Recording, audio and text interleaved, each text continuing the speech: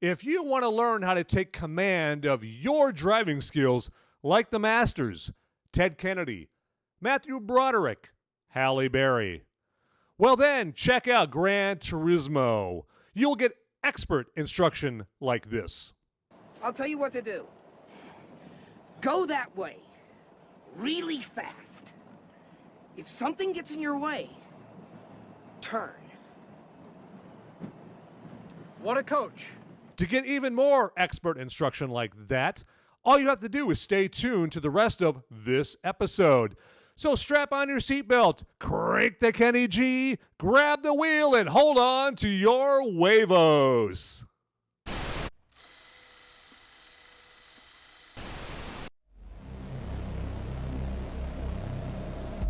In a world where the number of movies available is great, but many are so bad, you'll learn a new definition of hate. One man sifts and reviews through the movie sludge. One man will be the movie cop, jury, and judge. He goes by many names, but you know him by Movies America.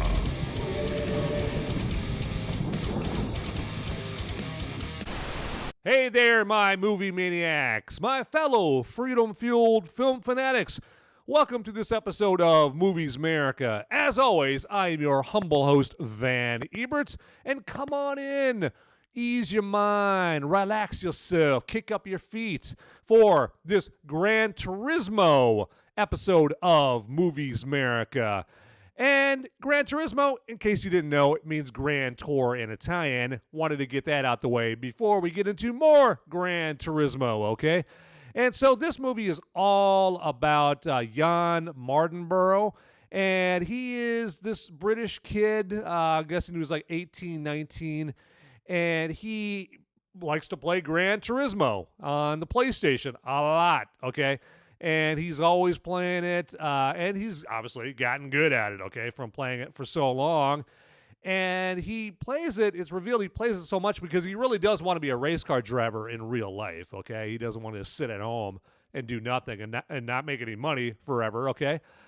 And so he's got his dad, who's played by Djimon Hounsou, who, like most fathers, you know, they want their kid to go into something a little bit more guaranteed, more lucrative, and, you know, like being a lawyer, a doctor, or whatever, okay? Definitely not a gamer, okay, which essentially Jan is at this point.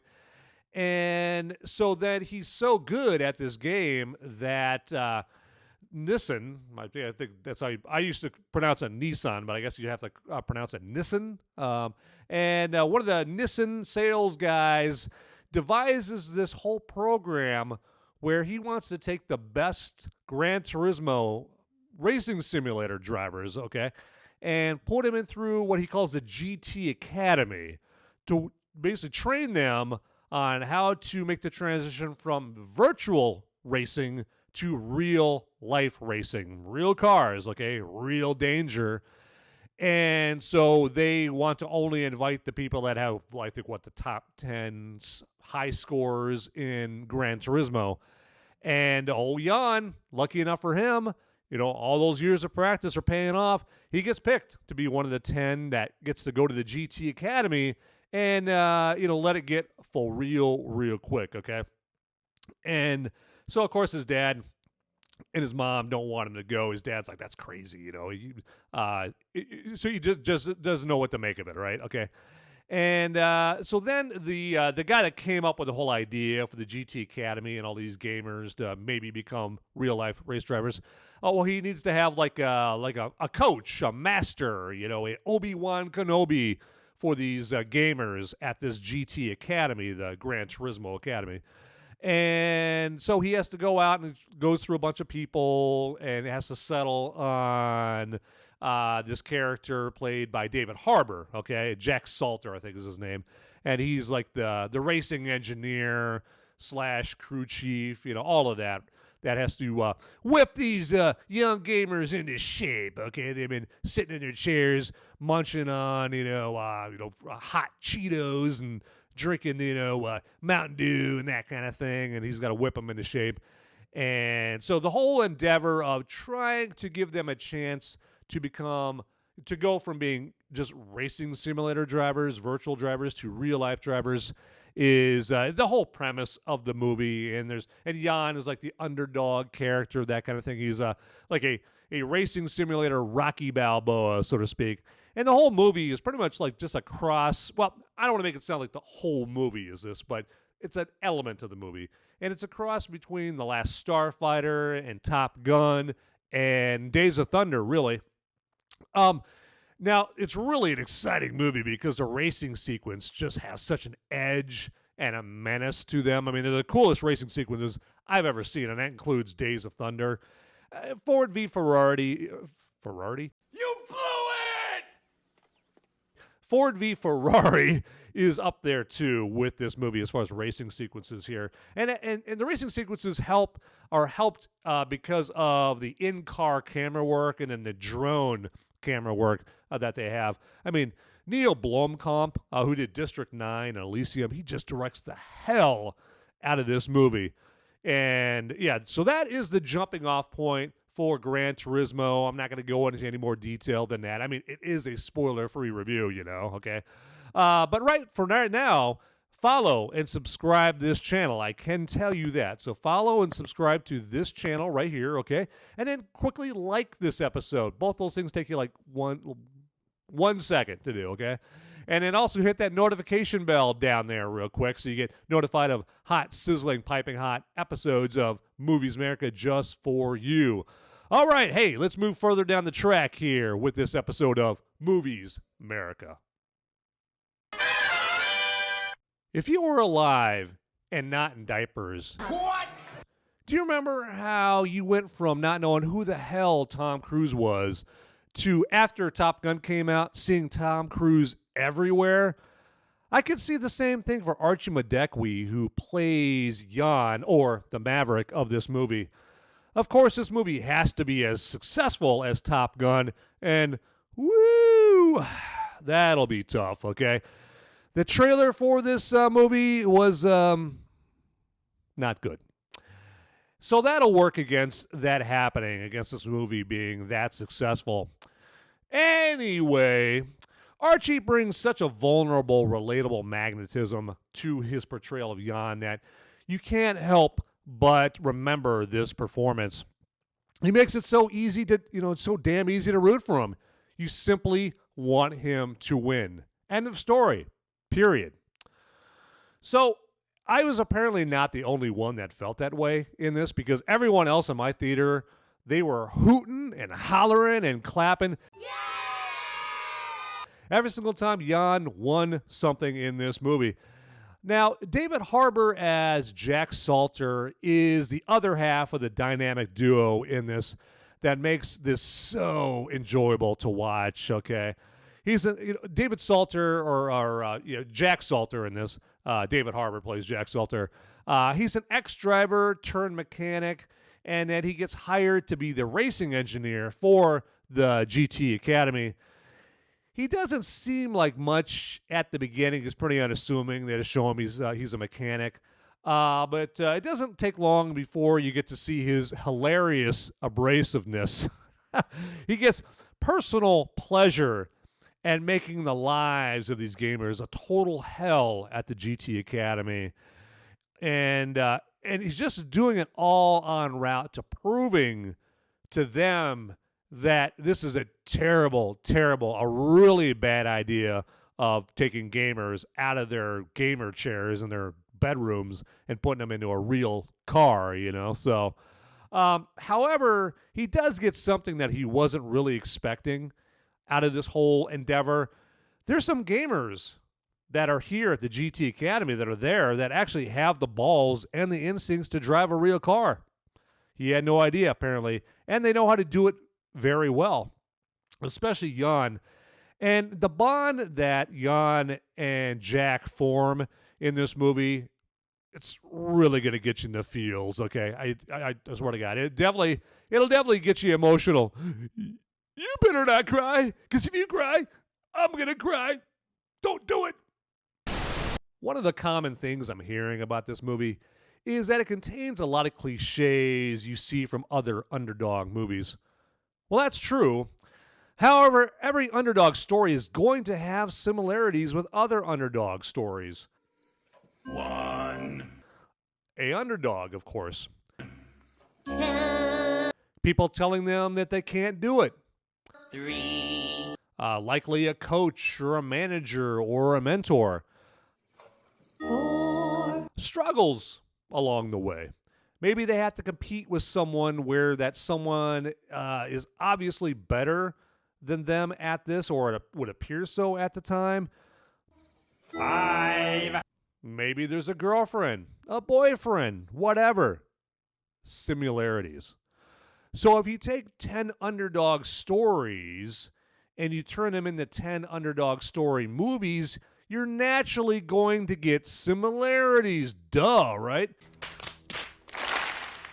And you know what? If you have the unfortunate circumstance of being one of the last 5 or so of these movies, well, it's not going to take long before critics are calling those similarities cliches. Now, that's even if these cliches are essential spokes in the wheel to telling the story. But there's some movie critics that would require screenwriters to leave out those cliches, thus leaving the movie's story disjointed. I'd remind these commanders of cynicism that these cliches are oftentimes beloved by underdog movie audiences. They love them. One thing I would point out here is, say you make an astronaut movie, okay? Are you going to leave out the launch scene because there was another astronaut movie that had a launch scene in it 5 years ago? No, it would make no sense whatsoever. Now, my advice to you is go to Gran Turismo, ready yourself for a sublime, pulse-pounding emotional experience, and leave the need to be a profound poser and Johnny Raincloud at home. Now, this show is spoiler-free, but the show this Thursday night called Movies America Spoiler Warning is going to be all spoilery, okay? I'm going to spoil you rotten, okay? And this show that comes on Thursdays comes on at 7 p.m. Eastern, so that's 6 Central, 5 Mountain, and then 4 Pacific, okay? And that is just a show where you get a chance to discuss this movie in depth, spoilers and all, and you can live chat with me, comments, questions, whatever, okay? And the live chat doesn't even have to be about this movie. It can be whatever you want. So, but the live chat will be, about this movie primarily, okay? So, and because this show is meant for those folks like me who, after most movies they watch, sometimes they want to have a more detailed discussion, and you're hard-pressed looking around for somebody to have that detailed discussion about this movie with. Who's coming with me? Who's coming with me? Okay, so meet me, Van Ebert. I'm your guy for that detailed discussion on the show, Movies America Spoiler Warning. Again, this Thursday night at 7 p.m. Eastern, and that's 4 p.m. Pacific, 5 Central, or 6 Central, 6 Central, 5 Mountain Time, okay? And how do you join this show? Well, all you got to do is on Thursday, you can go to my @MoviesAmerica page on Twitter or X, and you can click on the link for the Movies America Spoiler Warning show right there, or you can go to YouTube or Rumble. That's where the show's at, and you can look up Movies America. Now, if you look up Movies America on Rumble, it'll work just fine. It'll bring you right to my page on Thursday, and you just got to click on the link for Movies America Spoiler Warning. Easy peasy, okay? Now, YouTube's kind of stupid. YouTube's kind of dumb, okay? And so when you type in Movies America, it's gonna think you're trying to search for Movies America. Nope, wrong-o, okay? So what you have to do is right underneath where you typed in Movies America, you have to click on this little blurb that says search instead for Movies America. Click on that, and then that'll take you to the Movies America page, okay? Also, you might have to type in Till Death Podcast Network. That's another way to search in YouTube for the Movies America Spoiler Warning Show.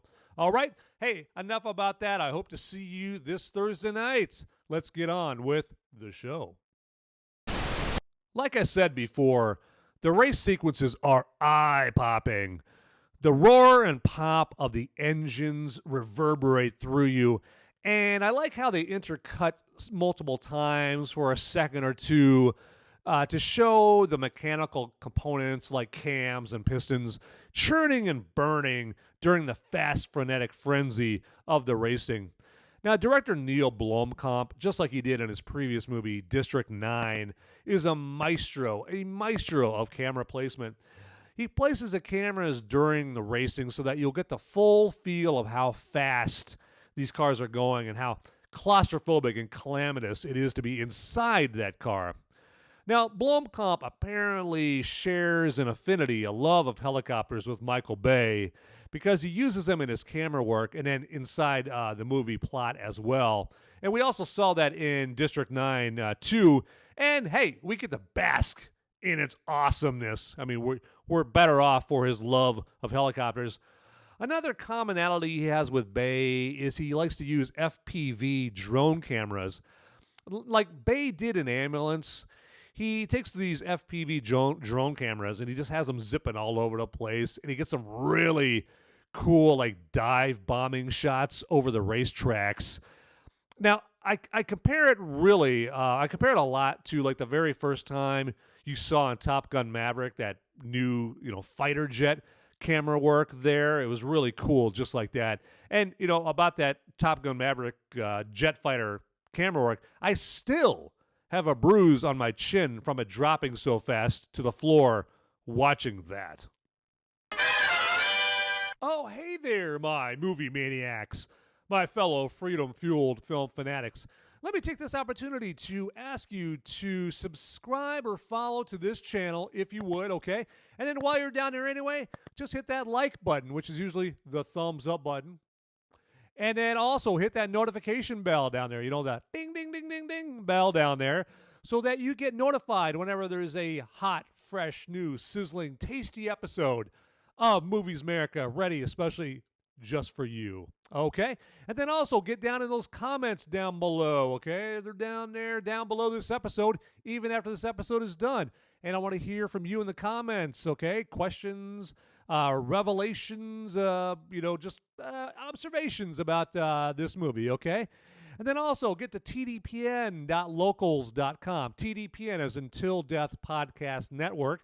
tdpn.locals.com is our website where we have all kinds of great content like videos and articles and blogs about movies and entertainment and hot button, sexy, scintillating topics of the day, politics, what have you. It's there, okay? Like Prego, it's in there. And if you go there right now and you put in promo code TDPN, you're going to get 1 free month of tdpn.locals.com. And then after that, it's just a measly $3 a month, okay? That's nothing. That's a box of Twinkies. Come on. And then also, hey, vote in our Bannies award show, or vote for the Bannies. That's our award show that's coming up here in the future. And all you have to do is click on the Bannies link down in the description, and it gives you the opportunity to just really quickly vote in our 6 categories, okay? And it'll take you like a minute to do. And a couple of categories are like the most canceled sports personality, the most canceled TV media personality. It's categories like that, okay? And so, yeah, I just got to click on that, the Bannies link down in the description. Go get in there and click, vote for whoever you want to in the Bannies. Takes like 1 minute, and you're done. And you can vote however often you like, okay? Knock yourself out. Have a great time. Okay, hey, let's continue on with the show. And now, some random thoughts. None other than Ginger Spice, Jerry Hollowell, or Jerry Horner, as she calls herself now, plays Jan's mom. She has a scene in this where something really bad happens, and she has to display some extreme emotion, and does she pull it off? So tell me what you want, what you really, really want me to talk about next. Is it about Djimon Hounsou from Gladiator and Amistad playing Jan's father?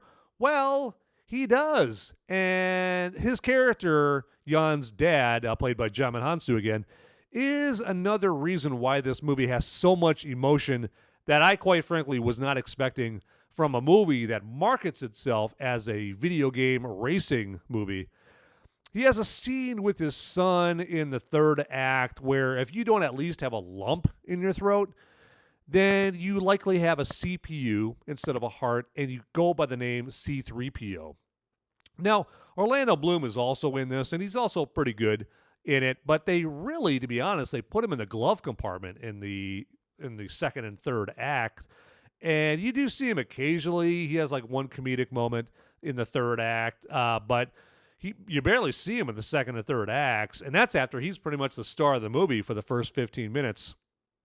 Now, I did want to try to sneak this in last because of the pure garbage that is their music, but a couple of songs by Kenny G and Enya are in this movie.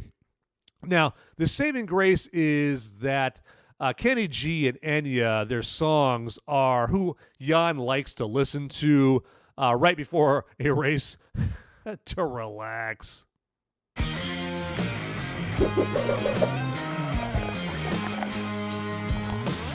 Oh yeah, it gets hot inside that race car. So it's a perfect time for brew review time right now. And so this episode's brew is one moment, please. It is one St. Arnold Oktoberfest from St. Arnold Brewing in Houston, Texas. Yes, say hello, everybody. And I know it's only August as of when I'm recording this, but hey, October is going to be around the corner, or going to be here before you know it, all right? And this is just, a great beer to drink on a, nice cold autumn night, and I should, before I, kiss St. Arnold's ass any further, I should let you know I'm not getting any money from St. Arnold Brewery at all. So this is like a completely impartial review of this. But yeah, I mean, this beer, it's very rich. It has like a great malt flavor to it. It's like 6.6% alcohol by volume. It's 23 IBU, or international bitterness units, as far as like hoppiness and bitterness. Okay, so 23 IBU and 6.6 alcohol by volume. And it's just, the very cool, very crisp. Obviously, it's cold. Obviously, if you refrigerate it. Very full-bodied and very malty, to be honest with you. But yeah, just check it out. I mean, you might be able to get it where you're at. It's out of Houston, Texas, like I said. And so pretty good chance you're not going to be able to get it where you're at, say if you live in Walla Walla, Washington. But you can always get on drizzly.com or gopuff.com. And I'm not getting any money from those websites either. But they're kind of like the Amazon of booze, okay? So you can get on there and maybe get some of this right here. But, all right, I'm going to take a little tug off this bad boy. Let me turn it around here.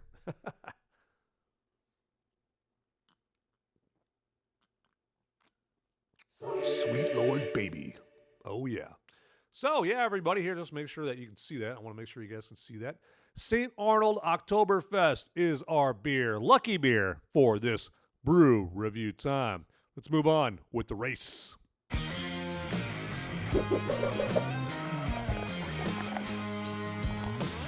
Is this a woke after-school special? Nope. Next! All right, everybody. Hey, since you're doing me a solid by sticking around this long, let me do you a solid by letting you know all about Nature Clear Recovery Powder. Nature Clear Recovery Powder, it is just a powder that helps you avoid a hangover or helps you recover from a hangover, whichever the case may be. And it's very simple to use, okay? You just take this packet right here and you just pour it in 12 ounces of water or a bottle of water, your typical bottle of water. Pour it in there, and you just drink it before you head out to the nightclubs, to shake your booty or hit the beer patio, okay? And now, if you're out and about, and you're like on your 15th beer, and you're like, oh my God, I forgot to take my Nature Clear. What an idiot. Hey, you know what? Take it easy on yourself, okay? Just take it when you get home, all right? And you're good to go, okay? It's almost like Nature Clear was pre-planning for this stuff, okay? They're geniuses. What can I say? And it also helps you recover from smoking and vaping as well. So this is an all-around Swiss Army knife of recovery, okay? So right now, what you should be thinking is, Van, how do I get my hands on Nature Clear recovery powder? Well, I will tell you. All you got to do is click on the Nature Clear description down in the link in the description. There we go. And just click on that and just pick out whatever Nature Clear products you want. Get them in the cart. And then in the promo code field, you type in the promo code MOVIES, okay? And you're going to get up to 25% off your next Nature Clear order. Very sweet, right? Very sweet right there. Sorry, beer burp there. Hazards of the trade. But yeah, get yourself some Nature Clear, all right? Do it. All right, on with the show. This was written by Jason Hall, who also wrote American Sniper and Thank You for Your Service, and Zach Boylan, who also wrote King Richard and Creed 3. Now, the fact that this is an underdog story doesn't give them the most fertile original story ground to start with. As I mentioned before, there's bound to be some cliches. They still don't skip a beat, though, with compelling and with how compelling and emotionally resonant they make the characters to be, or how they do with the characters, I should say. Let's go, on board, let's go. And now David Harbour gets most of the best lines in this, especially when he's playing GT Academy drill instructor. I'm sure Arlie Ermy is looking down from above and smiling at his performance. Now, they masterfully make the father-son relationship between Steve, Jan's father, and Jan, and the teacher-student relationship between Jack and Jan seem fleshed out and real. Now, elsewhere in the script, there are some other movie critics that don't like the girlfriend storyline in this, but I didn't mind it. Now, they think it's very cliche, but I think it only adds more emotional resonance to Jan's story. It just makes Jan that much more likable, that he's going through a similar life experience that we can all identify with, where there's someone out there that you can't get out of your head or your heart, or in your heart, I should say. Now, there's just something about watching someone's girlfriend or boyfriend or wife or husband or family cheer them on, okay? Tear down those walls around your heart, other movie critics. No one's going to hurt you anymore, okay? Oh, hey there, my movie maniacs, my fellow freedom-fueled film fanatics. Let me take this opportunity to ask you to subscribe or follow to this channel if you would, okay? And then while you're down there anyway, just hit that like button, which is usually the thumbs up button.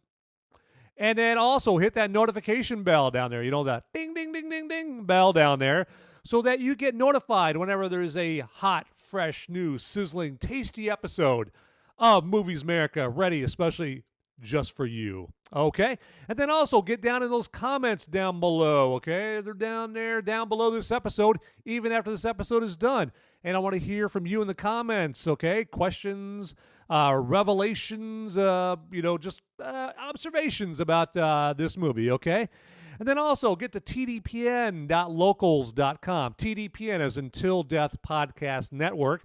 tdpn.locals.com is our website where we have all kinds of great content like videos and articles and blogs about movies and entertainment and hot button, sexy, scintillating topics of the day, politics, what have you. It's there, okay? Like Prego, it's in there.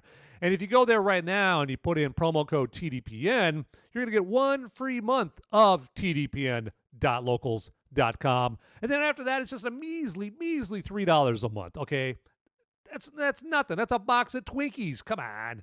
And then also, hey, vote in our Bannies award show, or vote for the Bannies. That's our award show that's coming up here in the future. And all you have to do is click on the Bannies link down in the description, and it gives you the opportunity to just really quickly vote in our 6 categories, okay? And it'll take you like a minute to do. And a couple of categories are like the most canceled sports personality, the most canceled TV media personality. It's categories like that, okay? And so, yeah, just got to click on that, the Bannies link down in the description. Go get in there and click. Vote for whoever you want to in the Bannies. Takes like 1 minute, and you're done. And you can vote however often you like, okay? Knock yourself out. Have a great time. Okay, hey, let's continue on with the show. It doesn't know it, but the soundtrack is a license to drive too fast. Right after I left the theater, I fired up the Gran Turismo soundtrack, drove home with the pedal to the metal. I'm going fast again! Gran Turismo soundtrack is not responsible for any traffic violations, and you must listen to it at your own risk. Now, the guy who gave us the soaring Mission Impossible Fallout and Top Gun soundtrack, Top Gun Maverick soundtrack, Lauren Balfe, is who composes this, but he also composes it with co-composer Andrew Kaczynski. Now, they are both proteges of Hans Zimmer, and that's not a bad thing. You can hear Hans' influences in the soundtrack, particularly his Dune soundtrack. We also get some classic jams in this movie played at various places, like Black Sabbath's Paranoid and Public Enemy's Harder Than You Think. Now, I also have to include that I do like how they included the use of Elliot Goldenthal's music from the movie Heat. Remember the movie Heat from 1995? Robert De Niro, Al Pacino. Well, they take a very prominent musical piece from the movie Heat, and they use it in a later scene. Now, I don't know how that works, like using music from another movie. I'm assuming, obviously, they must have had to get the permission from Elliot Goldenthal, the composer of Heat. They must have had to get his permission, but it fits so perfectly with the spirit of that late scene. It just gets your emotions flowing. Now, the cinematography for this by Jacques Jouffret, particularly during the racing scenes, just solidifies the high production value overall of this movie, of Gran Turismo. And the cinematography, it just adds to the eye-popping experience that Gran Turismo overall is. And now for the part of the show where I blatantly rip off the late, great Jerry Springer and give you my final thoughts, just like he gave you his final thoughts at the end of every one of his episodes. And my final thought about Gran Turismo is this. Fire up the Gran Turismo soundtrack and drive way too fast to the theater to see this. Now, I am not paying for any tickets, though. You dick! Also, remember, champagne is for the podium. That won't make any sense until you see the movie, so go see it. And with that, everybody, get out there, people. Those movies aren't going to watch themselves. See ya. Hey guys, don't leave the video quite yet. Okay, I've got the Popo. They're coming after me, and I don't have much time to tell you, but you need to like and subscribe this video right here, down below. It's right down there. It's just waiting. It's waiting for you down there, okay? And make sure you watch these videos over here too. You'll be doing me a big favor. I'll be in handcuffs pretty soon. All right. Thanks for watching.